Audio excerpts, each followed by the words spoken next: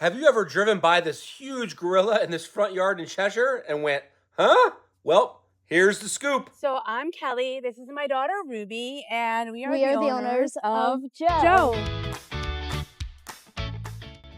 So initially, I was trying to come up with a much more spectacular, fantastic name for him. Something not basic, but ultimately Joe is what stuck. Sometimes people say, is it from Mighty Joe Young? Is it this? It's just Joe. Joe is this old, I don't know, like junk store. So this guy was like out front, and I was driving with my mom. I'm like, you know what, Ma? I think he would look really good in our yard.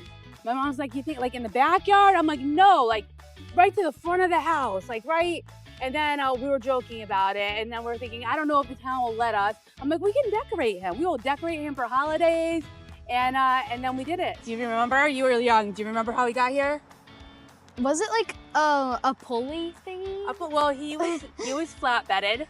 We were trying to be like a little bit low key because I didn't want like everyone in Cheshire to be like, look at this. But ultimately, he was flatbedded to us.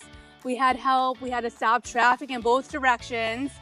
So there was nothing subtle about this. So he was flatbedded here. They brought him over, and two big guys had to like move him all the way. He's heavy. I'm gonna say he's about 10 foot, but if you look at my house, he's actually about the same size as my house. So my mom, like I said, was on board. We just thought it was funny, and we were like, we're doing this.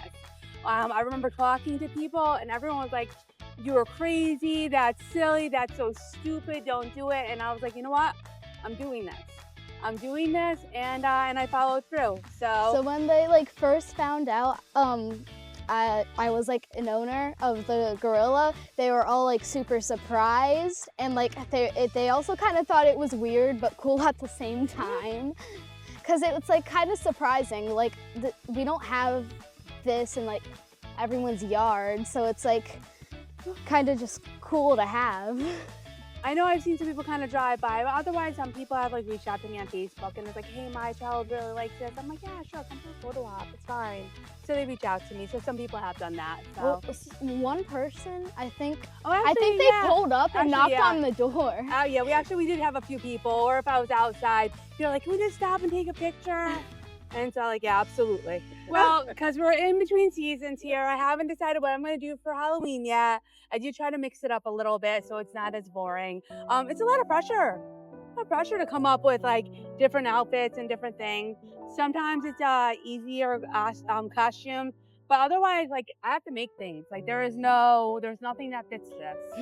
So there's been some custom designs. So Probably a 10, because he's like kind of like a part of the family, even though he's not like real.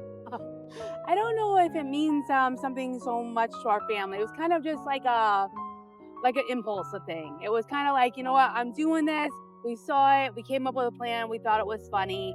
But like I said, it was, when I talked to other people about it, everyone was like, no, that's silly, that's so stupid, and I went for it.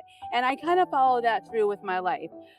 There's been many times since then that I've done things, whether it's purchases I've done, hobbies I've done, and even though there's been a lot of people that are like, no, don't do that, or that's stupid, or why would you do that? I still do me, and I follow through with it, and I'm a much happier person for that, so.